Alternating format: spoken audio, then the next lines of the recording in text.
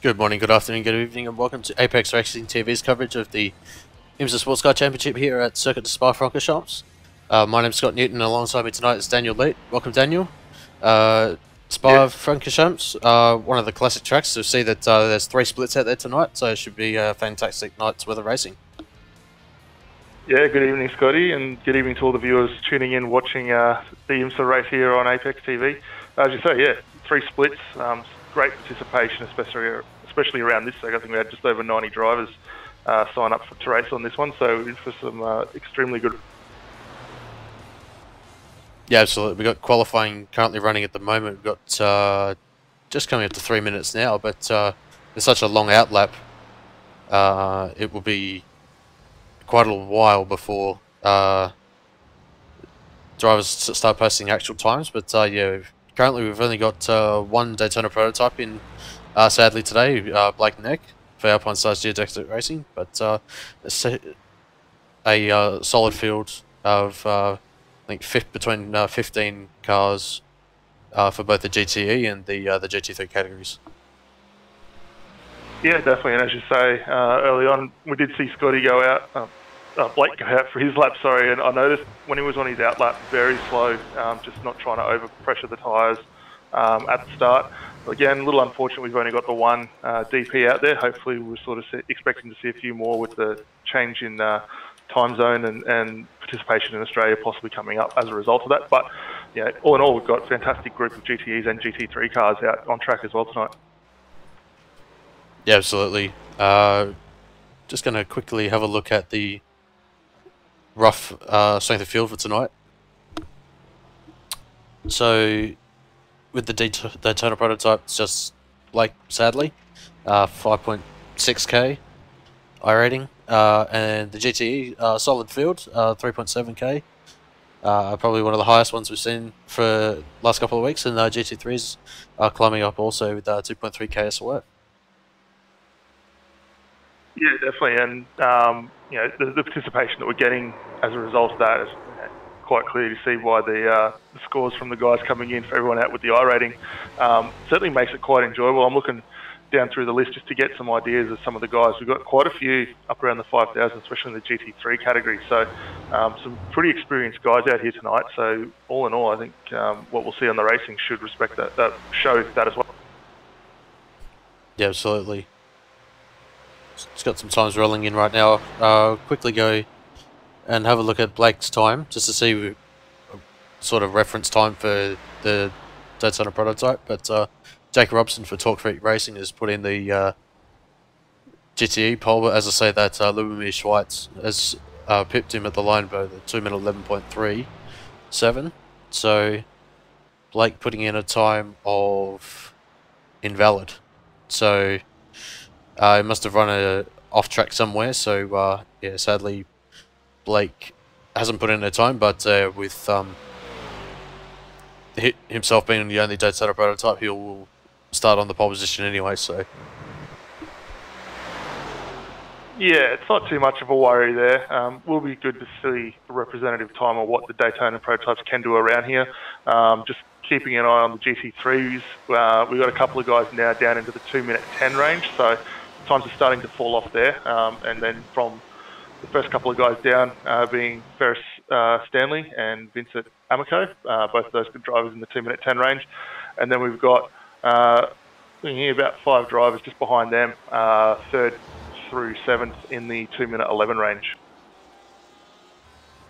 yeah, it's worth pointing out as well that the sim time is early morning. Started at roughly about 6:15 in the morning. So once this race gets underway, it'll be certainly dawn for sure, and we'll have to see how the drivers cope with the over-raising temperatures throughout this 45-minute race.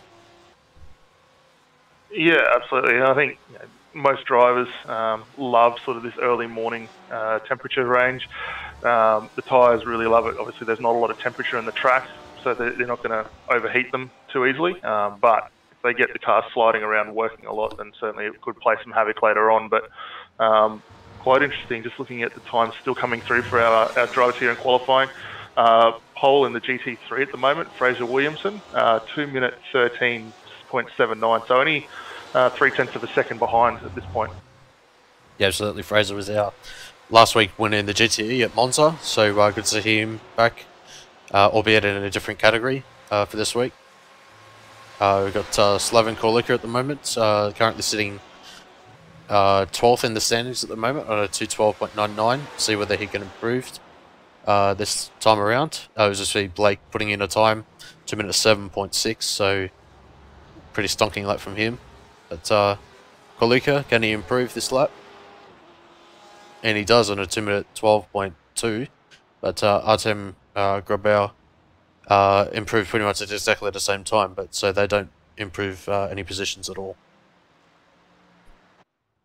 No, and it is quite interesting to see the 3-second differential between the DPI and the GT3s on screen. Helberson doing a lap in that Mercedes as well.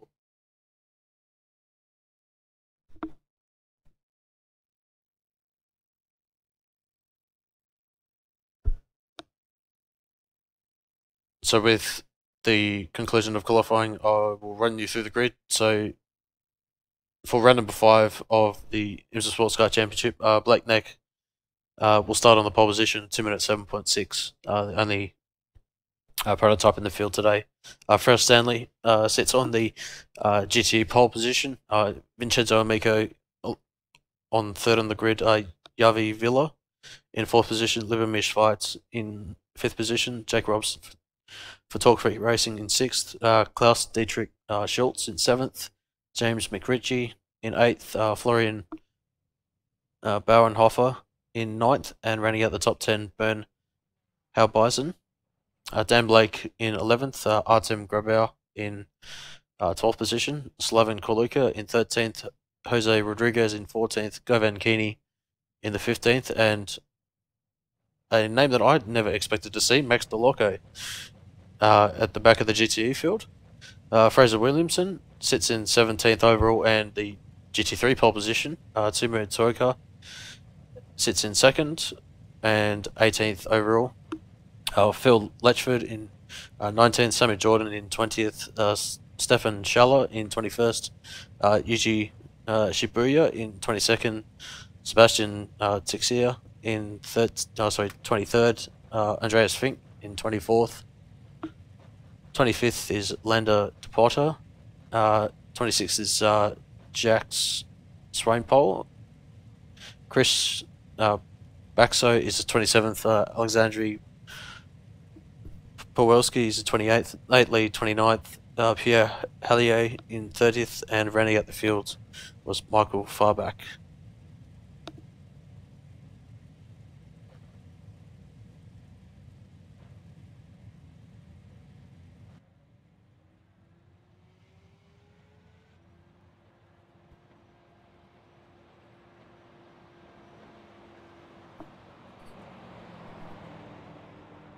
See here as the cars are getting away now. The Blake Neck and the DPI are just getting a bit of a lead over Ferris Stanley in the GTE cars there. And yeah, about ready to get going. Be interesting to see how long it takes Blake with the speed of the DPI to see how long it takes him to start working his way back through traffic in the later part of this race as well. Yeah, absolutely. With the 2 minute, roughly about a 2 minute 9 lap. As we get underway, I'm not sure whether this is the GP layout being the start, but we'll have to wait and see. But Blake's pretty much gunned it straight away. So with the differing start-finish lines, Blake's gone. But so we're underway, and Ferris Stanley gets a great jump from the pole position in GTE, going 2x2 from about 2nd in GTE back. And it looks as though that everyone's been able to make their way through safely. You've got one of the BMWs just running wide at La Source and another Porsche. So yeah, GT3, Fraser and Timu going side by side through the La Source, but yeah, it looks as though that Fraser's been able to get through. Fraser's been able to get the jump. But Timu's looking up the inside, but having to back out as they're coming up the bottom of Overage and over the top of Radion now. So it looks as though that everyone's made it through safely for the first sector. Oh, just Yeah, as, great driving by all. yeah, just as I say that there was a Audi that's had a bit of contact somewhere, but sadly, yeah, the commentator's cursed within half a lap has sadly been thrown, but yeah, it was unfortunate. I'll have to see that it was landed at Potter and Andreas Fink having issues there at the start. Yeah, so unfortunately with those two having a bit of issue early on, we've got some great getaways though from pretty much all the drivers really. They got away quite nicely on the start. No one really throwing a nose up too bad up through Eau Rouge there. And yeah, it'll be interesting to see now after this first lap when all the timing and scoring settles back down, just to see where everyone sits as we jump on board here with Vincino Amico in the Porsche there. We've got Lavino Schweitzer just behind him as well. Yeah, absolutely. Ferris Stanley's managed to pull a 1.3 second gap at the moment over the GTE field. So he's done a pretty stellar job for the first lap as they're coming through the bus stop now. I'll see if there's any moves, but it looks as though there was. So you got a BMW and a Porsche are going side by side. The 5 and the 11. So Artem and Govand are going side by side, but looks as though that Govand's going to have the run into La Source hairpin. Yeah, and Garban's looks like he got a little bit of damage on the nose of that Porsche as well. He makes the move in through turn 1 quite easily there, and see how they go up over Eau Rouge and down on the Camel Straight there. I think they should be able to get a pretty decent tow in that BMW. We know what the straight line speed of that.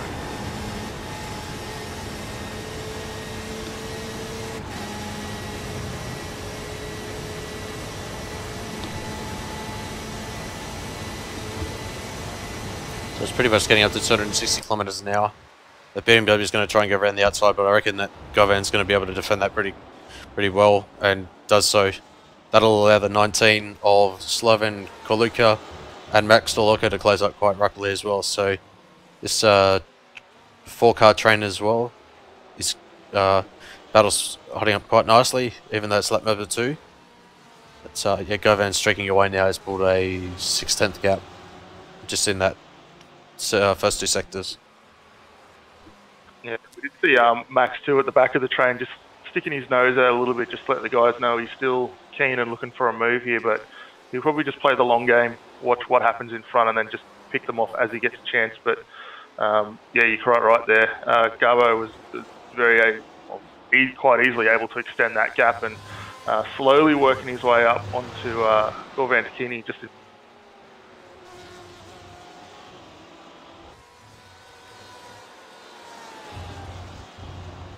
Yeah, Govan closing up onto the back of Bernhau Bison. Both in the Porsches, but I think that it might be a little bit of a push for Govan to close up as quickly as we normally would, but with that damage on the front, but certainly expect that he would be closing up quite rapidly as well.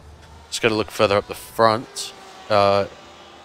Amico, Schweitz and Robson battle for second in GTE. The Talk Freak car of Robson getting very, very close to Schweitz last time in the La Source hairpin. But that's opened up the gap due to the tow of the Porsche of Amico. Yeah, and all 3 of these cars right now, just watching them as they make their way down the Camel Straight, pretty evenly paced. As we're seeing at top speeds here, 160, I think we just flicked up to 170 under the draft there, but trying to go the long way around here from Schwarzer, and he gets that move done. Keeps the door open though for Robson in the BMW just behind him. He'll be looking to make a move. Yeah, Robson will try and go around the outside at Rivage, but then that'll open up Jackie X corner, but he'll have to fall back in line. Amico got too good a run through Rivage, but yeah, Amico having to go defensive through Puon. This is a great battle, even though we're on lap number 3 of this race. Yeah, sure is, and very respectful too from both drivers here, giving each other a bit of room to move the car around. And pace overall from both of these two quite strong at the moment. They've dropped off a little bit from Schwarzer, but they're able to sort of settle down, get back into a rhythm. That gap should come back. Yeah, absolutely. I've just seen that Govan's been able to get past Halbison, so he's up into 10th overall and 9th in GTE. So he'll be closing up onto Bauernhofer pretty quickly, I'd say. He closed up 7 tenths the last time around. But yeah, with the overtake, I would suspect that it would be a little bit less that he closed up. But as they come across the line now, we'll get a rough idea of what lap times they're doing. So even though with the overtake of Halbison, he still closed up about 3/4 of a second last time around. So pretty stunning pace there from Keeney. Yeah, definitely. I did see a little bobble behind there. I think it was Garbo and the BMW just a little bit unsettled getting out of turn 1 there, had to sort of gather that back up. But I was going to mention the two in front of Keeney, McRitchie and Bauhofer, those two are starting to fight up a bit as well, so that could open the door for Halbison just to close that up. But we're seeing a good overtaking move here. Garbo gets up the inside with the BMW there, and not too hard getting that move done. See that Doloco's been able to overtake Koloka as well, so Koloka falling back into the 13th in position, 13th in GTE, 14th overall. We've still got a long way to go in this race, clocking up to 8 minutes elapsed in this race.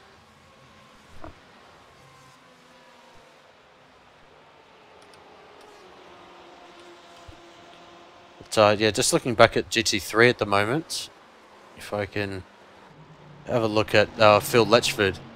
He's pretty much all over the back of Samuel Jordan at the moment. Gap at the moment just under 1/4 of a second. Just going through Pur 1 now, see whether we can get a gearbox cam of Samuel Jordan, just to see how close he is as Letchford.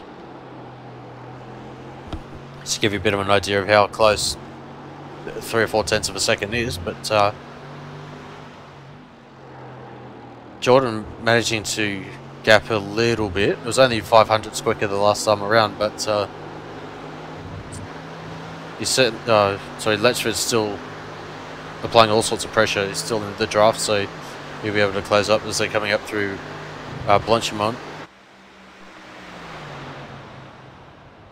Yeah, and both the cars there, as I saw on that gearbox shot, looking very settled as well. Be interesting to see whether we do see Phil try and go the big dive.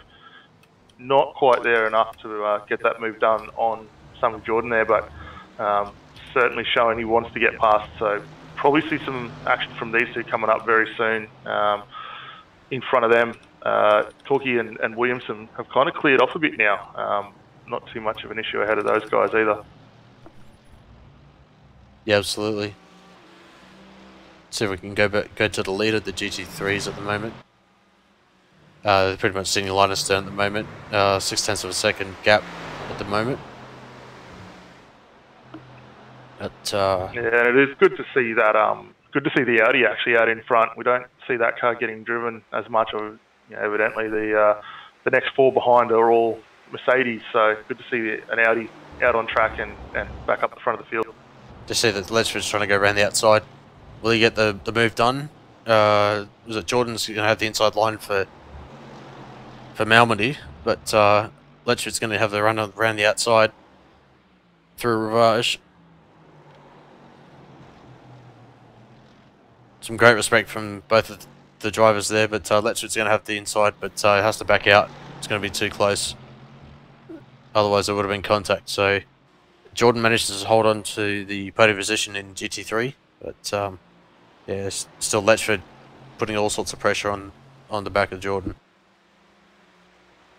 Yeah, I should say great respect from those two. It would have been very easy to throw the car in there for Litchford. Gave it enough room, just kept that steering open just enough to let both cars go through. So he'll just reset now and get back on with it. Look for him to close up, and I'm sure there'll be many more attacks as this race.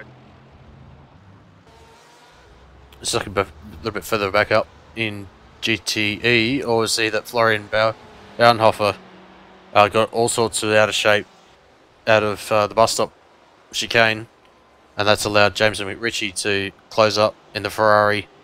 I wouldn't be surprised if McRitchie had a solid run and a good chance to overtake. I'll see if we can go on board with the Ferrari.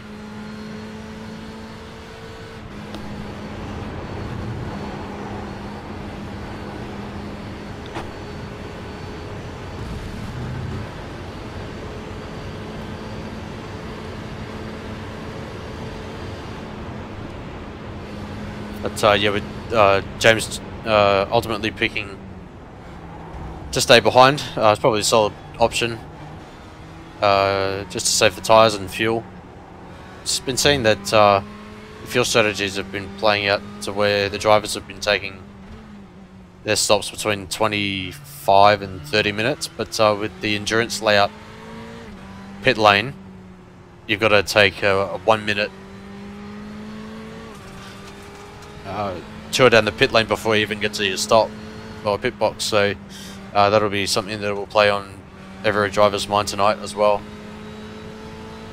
Yeah, definitely that addition of having to use the endurance pitch certainly does add a lot more time to your overall stop. So picking when you do come in will certainly be key here. And looking at what we can see from McRitchie is, as you're saying, being able to stay behind in the draft down Camel Straight, certainly probably going to help him there, extend that fuel range. Obviously, the GT3 cars, GTE cars do have the option for some in-bias fuel trimming.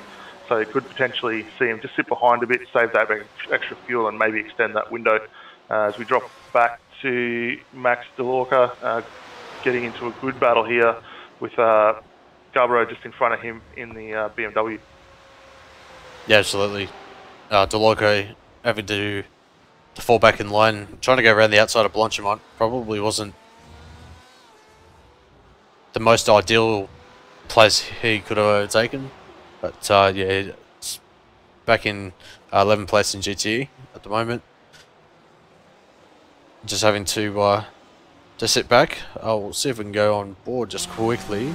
See if we can get a solid run out of La Source and through Eau Rouge and Radion.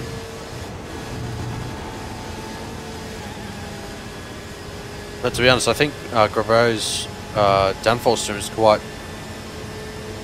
trimmed out, so it's not allowing DeLorca to have any opportunity of overtaking. No, that's right. I think DeLorca's probably running a little extra wing, as you see it evident through the tighter stuff. He's able to close right up on the back there, but as you saw up through Eau Rouge, and they basically had that thing pinned and still couldn't get up on the back of Garborough there. So he's going to be looking to get these moves done just through some of the slower sections, but being up close enough to get those moves done is enough. Yeah, absolutely. We're just going to have a look at the GTE lead at the moment. Ferris Stanley has lost a few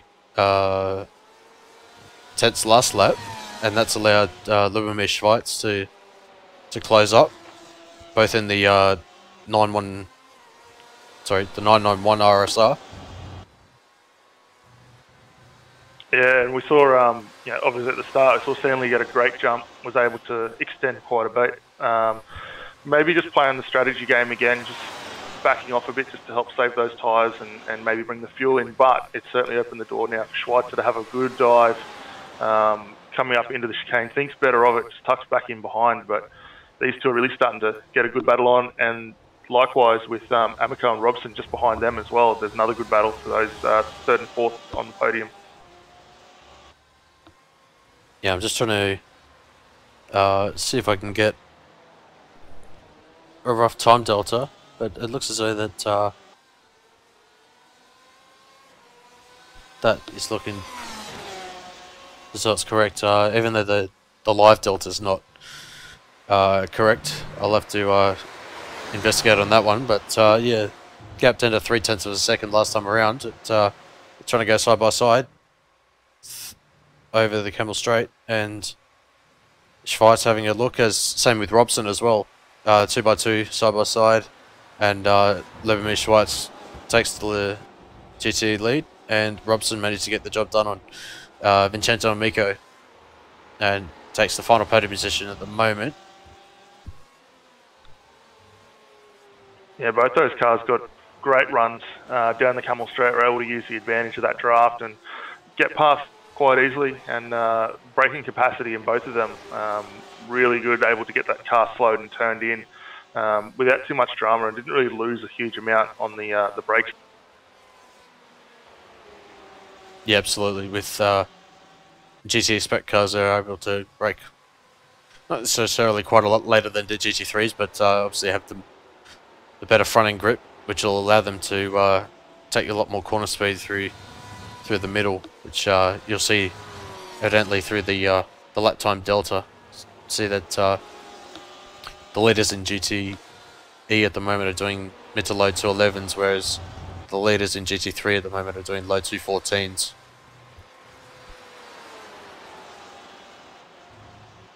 Yeah, it's I mean, general top speed from what we're seeing out of both makes of car is very similar, but as you're saying, the additional downforce of the GTE certainly helps them produce that little extra on the lap time for these.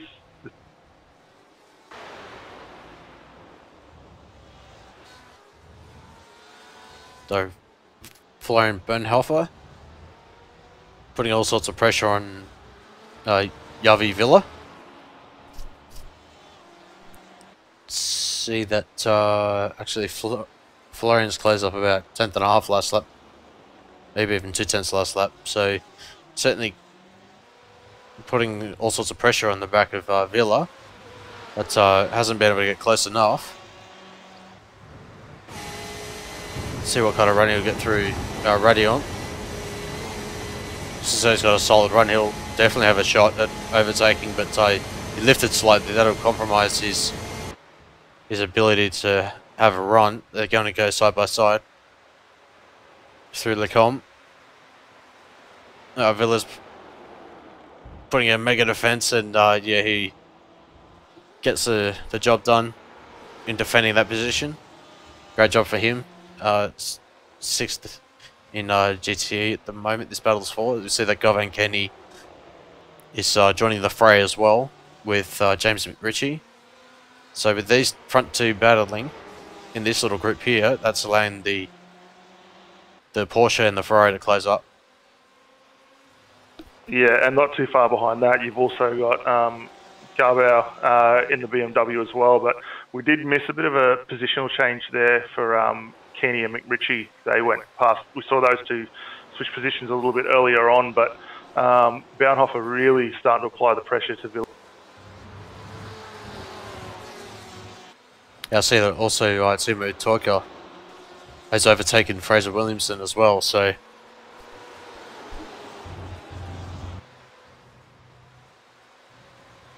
unfortunately, yeah, we missed that one, sadly for the leader of the GT3, but as you see here, the Mercedes is leading the Audi.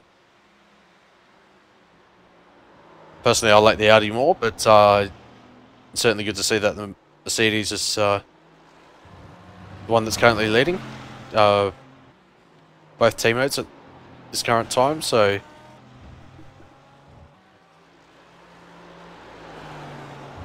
yeah, it's good to see. I said it before. It's still good to see that Audi being represented out here. I've got, likewise a soft spot for the car, having won a championship in the Sim Racers Asia Series in that car as well. So still hold it very dear to my heart. But in saying that, it's a very tricky car to get set up. I know there's been a lot of issue with getting it over the curbs and whatnot, and looks like Williamson just got it hooked up and really going as we switch back up to GTE battle. Amico getting past Robson off the Camel Straight there. yeah, it's pretty much a textbook repeat of what Robson did to Amico. and yeah, Amico getting back up into the final podium position in class. See that the gap between Schweitz and Stanley hasn't really diminished whatsoever. The gap between those two is 0.6 of a second roughly. So got two groups of two for podium positions at the moment in GTE. See that Keeney is trying to put a move on Braunhofer. But yeah, can't get the job done at the moment. And Mick Ritchie just sitting in the background behind that as well. There is another battle a little further back down the field as well with Blake and Rodriguez for 13th and 14th as well. That's still going. We won't jump away to that just yet, but Mick Ritchie, Keeney really getting on the back of Braunhofer.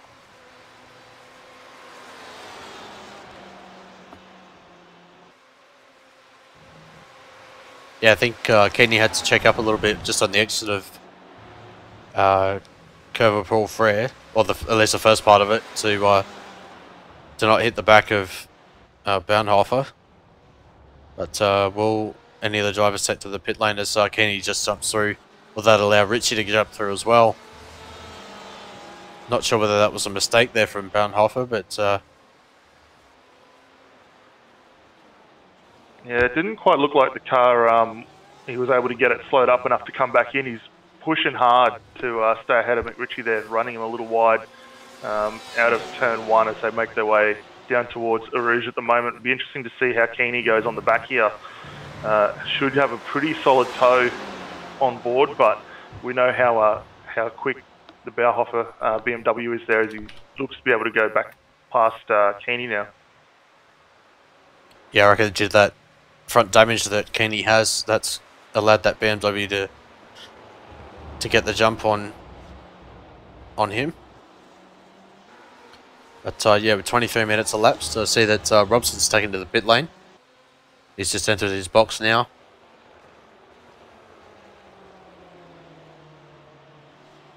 Yeah, we will need to keep an eye on the pit stops as they come through, just to get an idea of the total time for the guys currently going through. It looks like Blake Leck, who's our sole DP running around tonight for the Alpine Stars geodesic racing team, just come in for his stop. It was I think it was a Porsche just going very wide just there as well, so I'm not too sure who that was running wide, but yeah, it looks like a few of these guys now starting to come in and maybe to take stops. Just to see where the GTE leaders are at the moment, coming through Blanchimont now.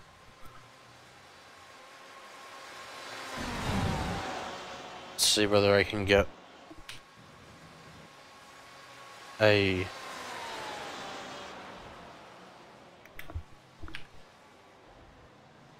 track map going, but yeah, the front two in GTE are doing another lap by the looks of it, because they entered into the pit lanes all the way back at the bus stop chicane. So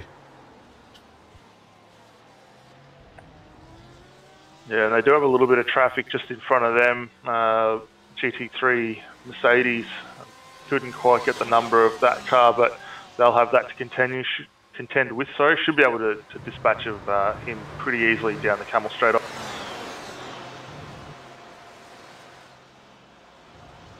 yeah, the Mercedes just jumping out of the way there. Just going back to Keeney at the moment. This is the closest battle in GTE at the moment. See whether who's that? Is that Yavi? Villa? Yeah. So Yavi currently 6th overall and 5th in GTE. Sadly, he's lost 2 positions, but I see that that Mercedes is jumping out the way as well. But having said that, though, biggest mover of the field currently, as the race is going on, is Govan Kenny, but Jake Robson has taken to the pit lane. So once the pit stop cycles have filtered through, we'll be able to get a relative idea of who the biggest movers and shakers are. Yeah, absolutely. And we saw well, we didn't actually get him in pit lane, but we did see Blake Neck come in for his stop earlier. And just for the viewers, trying to get an idea of the transit time we sort of alluded on a bit earlier, Blake had a stationary time of about 11.4 seconds, which would have just been fuel only, but total transit time of a minute 19.1. So quite a long transit time here with the use of the endurance pit lane. Yeah, absolutely. Just coming up to the leaders again, so they're going around for one more time, so definitely I'd say within the next 2 laps they'll be in, for sure. But then again... Yeah, definitely. They're getting quite good mileage on their fuel runs here at the moment as well, so I think stretch it out as, you know, probably best to come in, put just enough to bring it home, and obviously you will have a slightly slower or quicker stop as a result of that. We got Josh Rodriguez making his way in the pit lane in the 458 Ferrari there. A couple of slow GT3 cars though just ahead of him.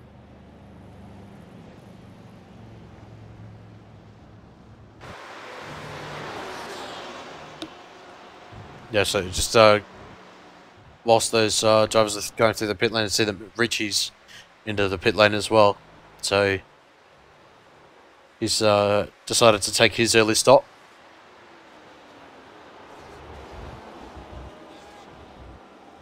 But yeah, we've got a little bit of GT3 traffic at the moment. The Audi, the number 26 car of Shibuya. Don't want to go too deep there. Yuji. That's yeah. Successfully jumps out the way of this GT battle. Yeah, that's smart driving too, just to allow that GTE battle just to continue on.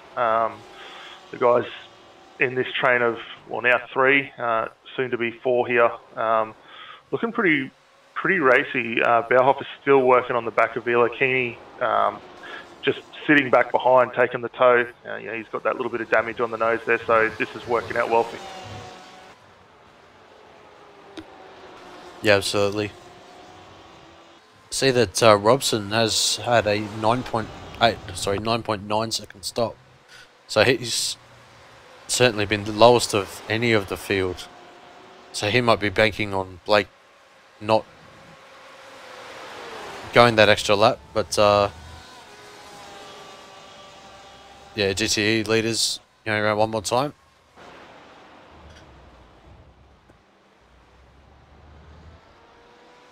So Kenny in. He's the one that is first to blink in this little group here. Yeah, that's not probably a too bad a move really. While these guys are fighting, it will slow them up a little overall. So maybe come in, get that stop, and then get back out in a little bit clearer air might be wise. Yeah, absolutely. Also, I see that Dan Blake's in the pit lane as well. Just looking back in your GT3 the field at the moment, as we see that Villa and Bauernhofer going side by side, but Villa able to get one better of Bauernhofer at the moment.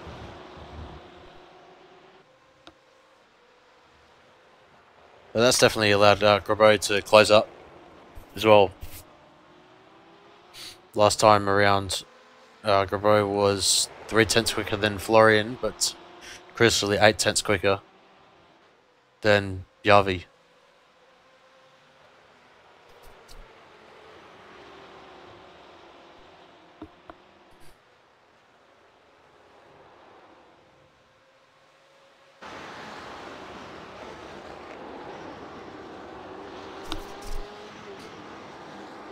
Just as we go on board, we'll see that Amico and Neck going side by side, or was GT3 traffic as well. Jumping through there as well, everyone playing it sensible.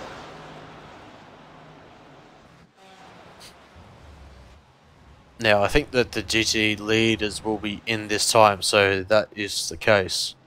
Now, we'll get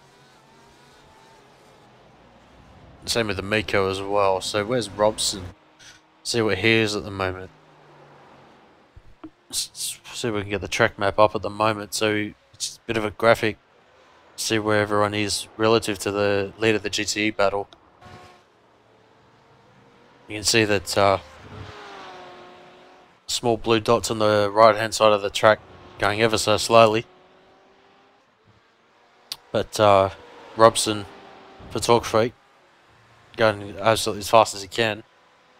He was the driver with the quickest pit stop of anyone that I've seen throughout this race, so we'll see whether that will play into his favour. Yeah, he should be able to make up a fair bit of time here. He's got 9 drivers ahead of him are all in the lane at the moment. We see the leaders look like they're just come to a stop now, so we'll keep an eye on how long they're stationary for as they're going. It looks like they've both actually exceeded pretty close to the stationary time that Robson had, so it's going to get quite interesting. I think Schwartz should be able to maintain the lead.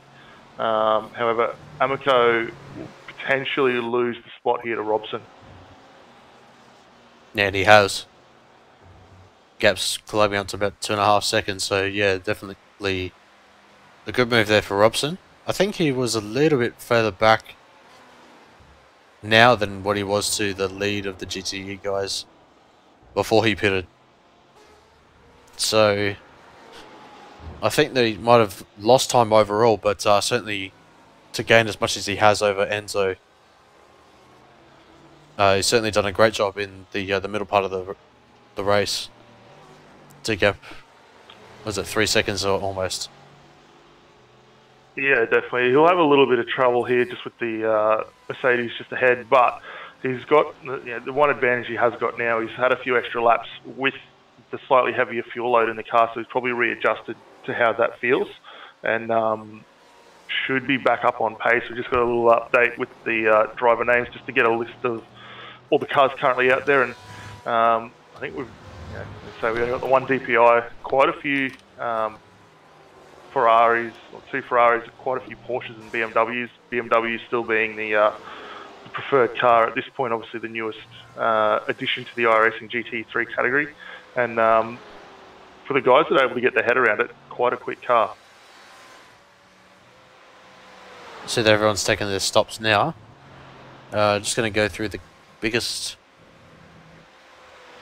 position movers, and it looks as though that DeLorco's had a stellar run through the field at the moment, gaining 9 positions over Keeney, but I reckon that Keeney might have had to have fixed his car throughout the pit stop, so he might have had to have taken some optionals or something like that, so he might have lost out to DeLorco, because I know that DeLorco was a little bit further behind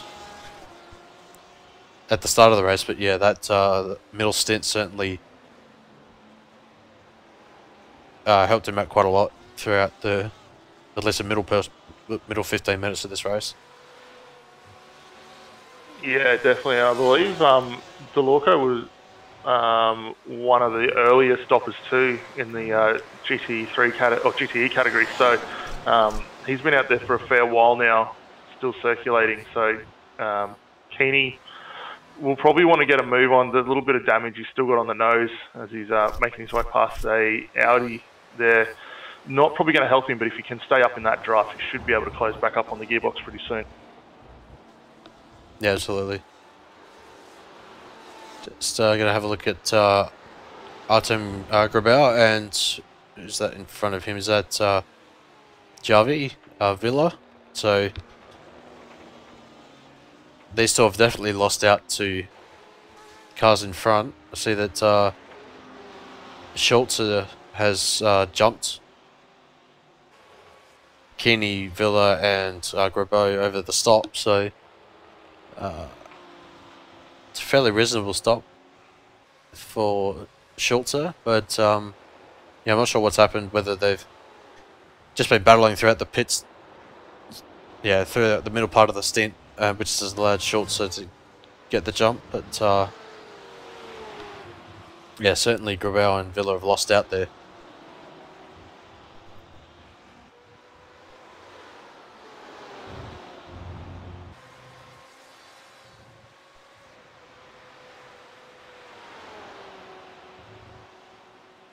It looks like also too our GT3 field's now quite spread out. First through fourth in that battle at the moment. Timmy Talker, 2.5 second lead over Fraser Williamson. Samuel Jordan, another 5 seconds behind, and then Phil Leachford, who was still having a really good battle early on, 2 seconds behind Jordan now. Yeah, absolutely. Sadly, we've had a pit stop through that gap, so we can't actually accurately determine what the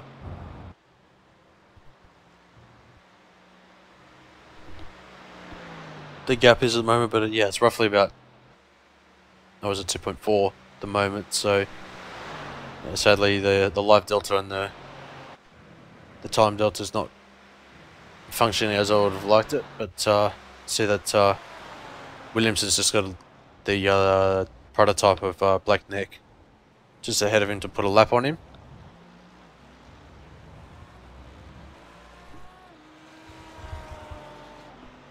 Yeah, one thing we've spoken about, especially over the last 2 to 3 races, is we would love to see a little more participation in the DPI category. Early on, we kind of thought we may have seen that tonight with the change in time zone here in Australia, but unfortunately Blake's still doing it solo out there. So I guess for any of the viewers that are aspiring DPI races, by all means jump in and have a run.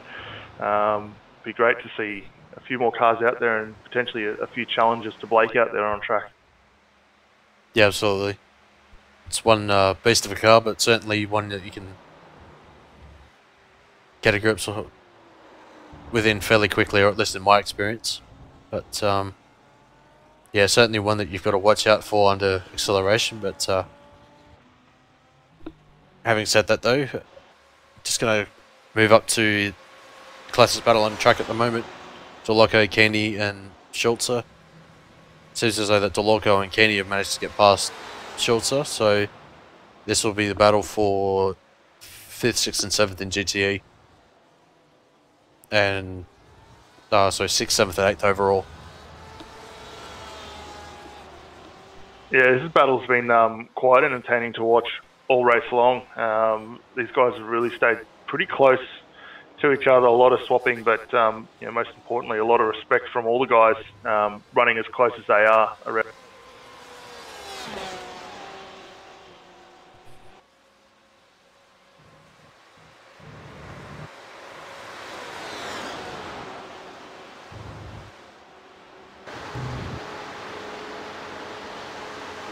Yeah, we'll see whether Kenny can get a run or Delorco, but it looks as though that BMW's got that top end to hold on.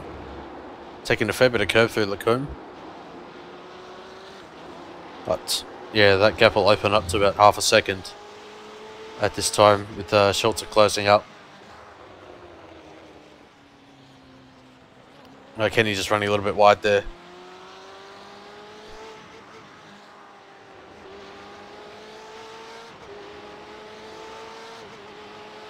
And Delorco able to extend that gap a little further, pushing out to nearly 7/10 of a second through the middle phase of this lap now. But Keeney's car's looking pretty good over the curves. It seems to be able to get the nose in to the corner reasonably well, so you should be able to close that gap up. And you know, coming down to the final 5 minutes now, these guys have probably got about 3 more laps in this one. So depending on how he's able to close that up, should get another couple of opportunities for some more passing.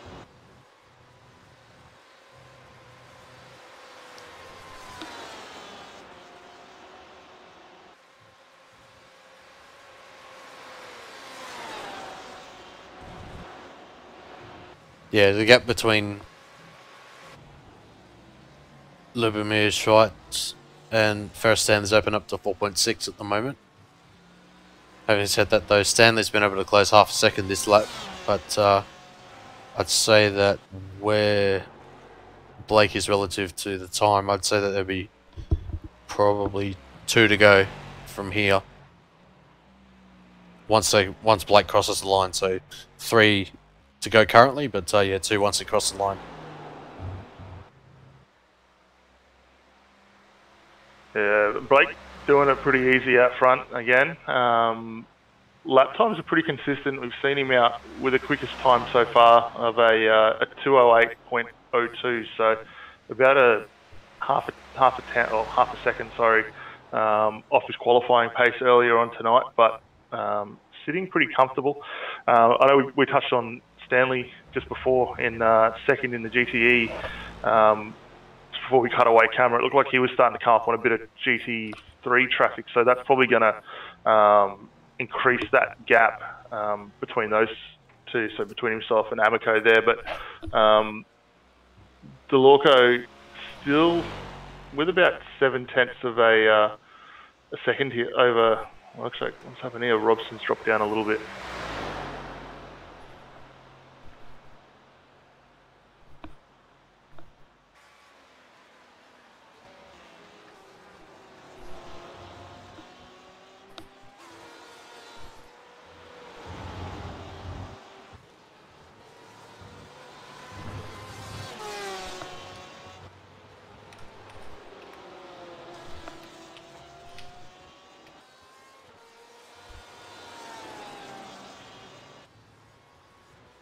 Let's say that, yeah, DeLorco's falling down the timing screen. I'm not sure whether he's fallen victim of the incident cap or whether he's just having a small connection issue. But yeah, that's certainly a shame for DeLorco, as he was in 6th at the moment. Oh, yeah, at the time.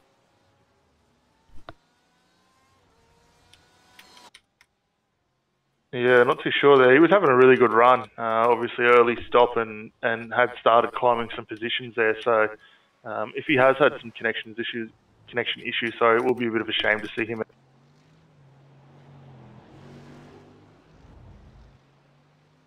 But yeah, that's promoted Yavi Villa and Artem Grabo back up into 8th and 9th.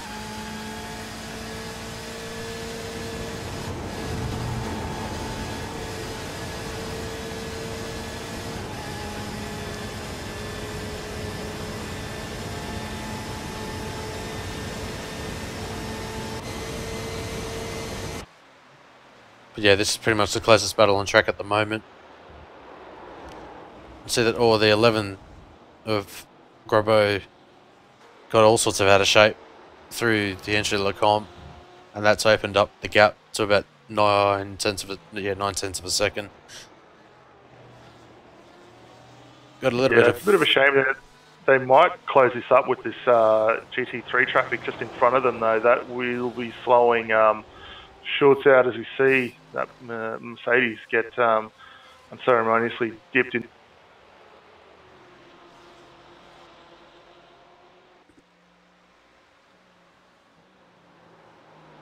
I think we may have just lost Keeney as well. His car took a weird turn off, and he's also falling down the leaderboard and timing screen at the moment in that Porsche. So, a couple of guys starting to have some connection. Yeah, it's either connection issues or whether they get disqualified. So, we'll have to find out after the race whether they were victims of the stewards or sadly their connection. So, but having said that, though, closest battle in GT3 at the moment is between Letchford and Jordan. Once again, that's under 2 seconds. But this battle here is upwards of, the 11 car of Grabo's went deep under brakes, but yeah, that's certainly cost him the run through the bus stop chicane. Yeah, so yeah, that was a pretty wild, ambitious dive into the chicane there. So he'll just need to calm nerves. I know he's trying to get a move done here, but the timing and position just not quite well. See whether Schulze can get a run. Oh, sorry, Villa can get a run on Schulze. But yeah, we've got Blake coming across the line now to win round number 5. Just as I noticed that, so Blake crosses the line to win round number 5 in stunning fashion. Sadly, the only Daytona prototype in the field, but certainly a dominant performance nonetheless.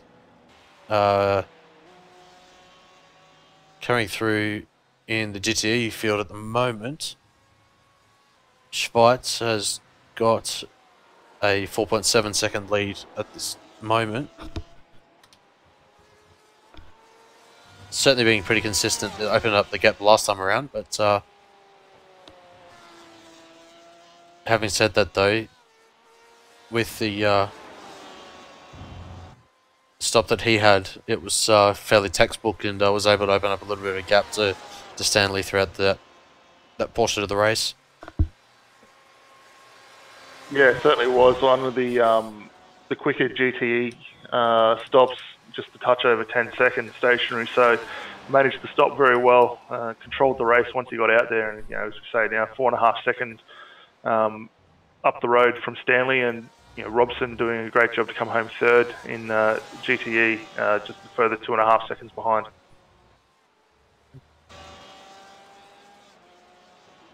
Yes, so Stanley takes the checkered flag in second, and Robson for third. Have a look at this battle for sixth. Oh no, there's contact, and I think the yellow BMW of Grabo will have to redress that, and that'll promote Corluka. Oh, sorry, no, that won't promote Corluka, but Villa will take 6th, and Grabo in 7th. Corluka will take 8th, yeah, and Timu Toika took the overall win in GT3 class, and his teammate Fraser Williamson in 2nd place. So a 1-2 for those guys. Samuel Jordan able to hold off Letchford for the final podium position in the GT3 as well. We'll see that Nate Lee will round out the top 20 overall as well. So good performance for him. Yeah, definitely. I think some great driving there. A little bit careless at the back end there for Grabo. We know he was trying to get that move done, just mistimed that, and had a bit of a spin there with Villa, but those two readdressed and Villa got back ahead. But all in all, racing tonight quite entertaining. A lot of great battles in that GTE category. Blake Neck again. What back can you say about him? Led start to finish. Unfortunately, only DPI out there tonight, so hopefully there is a few more waiting in the wings to come in and have a run with him. But again, some great battling in the GT3 category tonight as well. Yeah, absolutely. Just going to run you through the race results for round number 5 of the IMSA Sportscar Championship here at Circuit Spa-Francorchamps. So Blake Neck takes the overall win. As you say, sadly, the only Daytona prototype. The first place in GTE, Lubomir Schweitz, Ferris Stanley, and Jake Robson rounded out the podium. Vincenzo Amico sadly fell a little bit back from where he started, but certainly a pretty good performance nonetheless. Finishes 4th in GTE and 5th overall.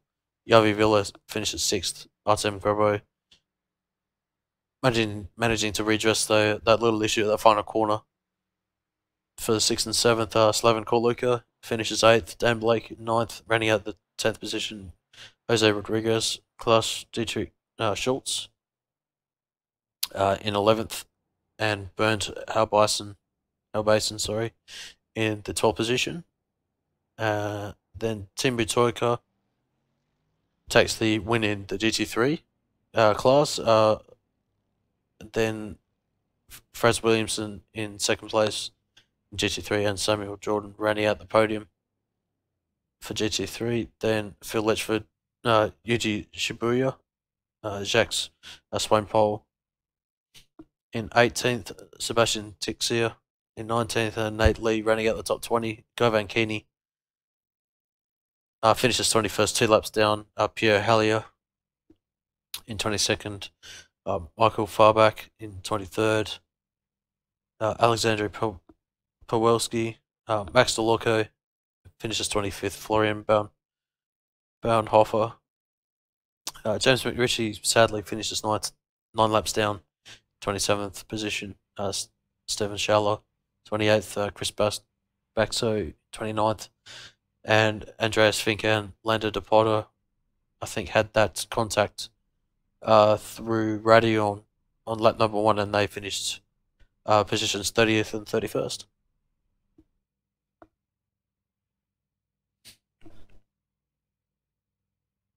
It looks like now we've got a couple of guys have jumped into the interview, so we might look at getting some of these guys up. We'll have a chat to them before we finish up, just to find out obviously how their races went and how they found the conditions starting earlier on in the morning and slowly getting through the morning Spa timeline. Yeah, I'll grab Dan Blake first. Welcome, Dan, to the Apex Racing TV booth.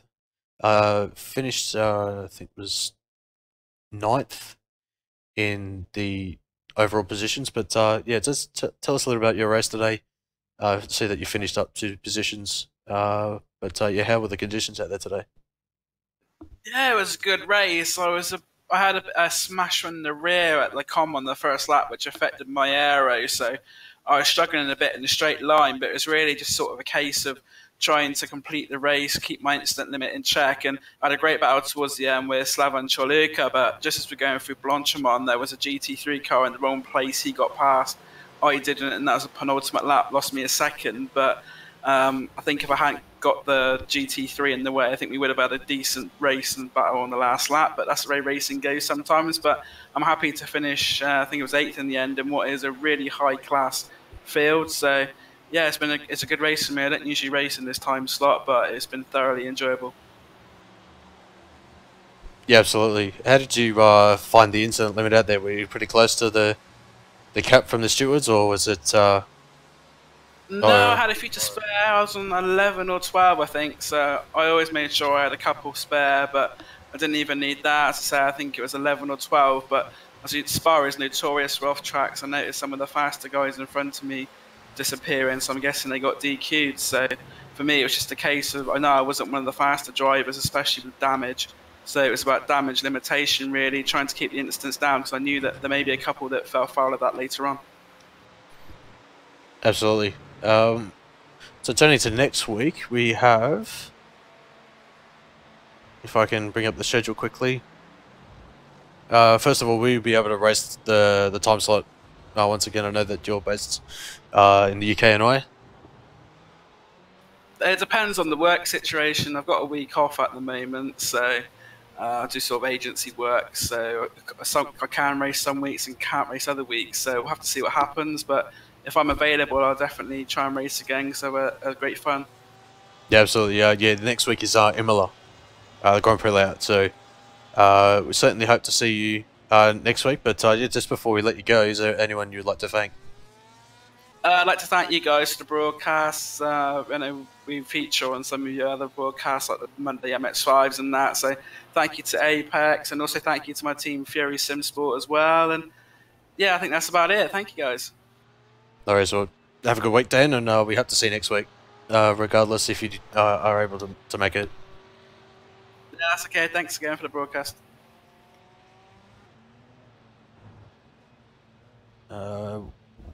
We might as well bring up Fraser and Timu. But yeah, I'll hand it over to you, Dan. Yeah, g'day, Fraser and Timu. Congratulations on the results tonight. You guys pretty dominant overall, it must be said, in the GT3 category. And how did you find the racing tonight? The cars, the incident limits out there? Yeah, I'll go first. The racing was fine. On the first lap, there was a lunge from Samuel, but that was fine. I just braked way too early for that corner because Fraser was in front of me, and I didn't want to get too close to him. And yeah, from that point on, me and Fraser battled a bit, and pulled a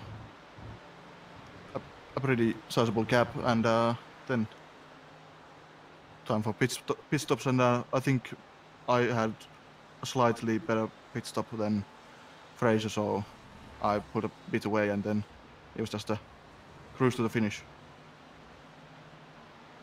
Yeah, from what we could see, I mean, you guys look pretty controlled. First and second there, obviously, both being on the same team and not sort of wanting to damage the cars respectively. Fraser, had some great pace in the Audi, mate. The Audi itself, a bit of a soft spot for both Scott and I. So great to see you running that one. How'd you find it out there in the The Audi's perfectly fine around Spa. The Merc's insane through Bunch 1 to No Rouge. They can keep it flat whilst we can. So that was time lost every lap. But we got it back in the mid section, but lost out in the pit stop, and Timu was just more consistent come the second half of the race than what I was. So, obviously next week we move on to Imola, to the GP layout. Looking forward to hopefully seeing you guys back out on track. I think we both saw you at Monza last weekend, so love to see you out there again. But before we let you get out of here and enjoy the podium, do you guys have anyone you'd like to thank for helping you out? Just Timu, obviously, for coming to the race, and just all the guys back in the team for helping out like they normally do, and just keeping on doing what. Yeah, and I'd like to thank gregsetupshop.co.uk for the setup tonight. I couldn't have done, I couldn't have gotten the win without those guys. And thank you, Fraser, and thank you. Fantastic, guys. Well, again, congratulations on first and second, and all going well. We'll look to see you out on track next week for the Imola. Yep, cheers.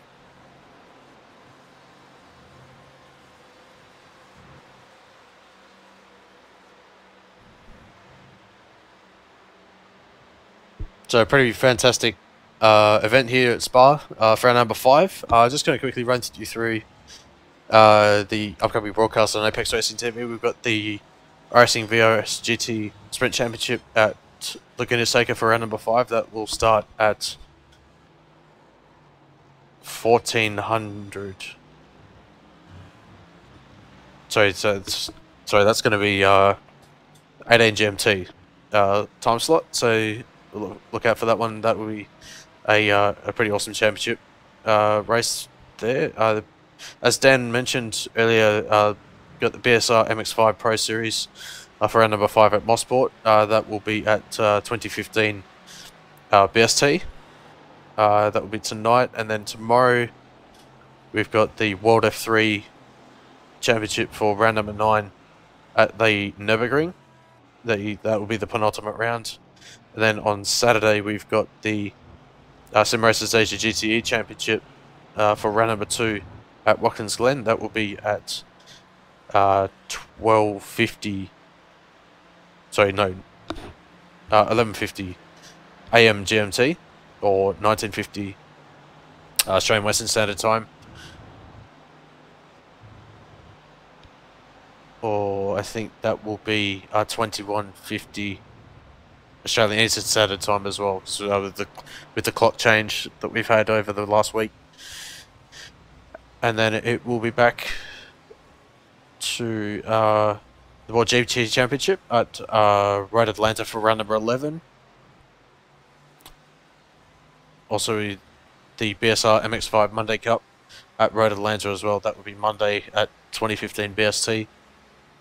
Also, Rick Mattek Sportscar Championship for round number 10 at Road Atlanta as well. So a lot of series heading to Road Atlanta this week, and then we'll be back for round number 6 of the IMSA Sportscar Championship here on Apex Racing TV for round number 6 at the Imola Grand Prix layout. Yeah, so we've got a lot of great racing coming up. I'm looking forward to getting back out in the Sim Asia category. Had a bit of a dabble in that last week, which was a lot of fun. So great, looking forward to that. And really looking forward to seeing what the guys can deliver again next Tuesday night for the IMSA race out at Yeah, absolutely. With that, with the 3 splits that we had tonight, thanks very much for everyone tuning into the broadcast and to all that competed today, and we hope to see you all next week for round number 6 of the IMSA Sportscar Championship, and also to all the other broadcasts as well.